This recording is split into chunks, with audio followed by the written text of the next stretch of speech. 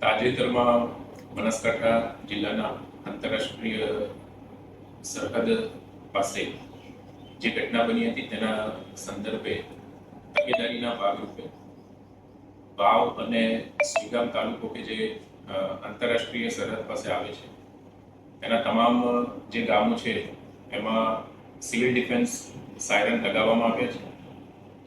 સરહદ પાસેના 24 ગામોમાં 3.5 કિલોમીટરની રેન્જ ધરાવતા સિવિલ ડિફેન્સ સાયરન લગાવવામાં આવ્યા છે અને બાકીના તમામ જે 121 ગામો છે તેમાં પણ આ પ્રમાણેની વ્યવસ્થા ઊભી કરવામાં આવી છે.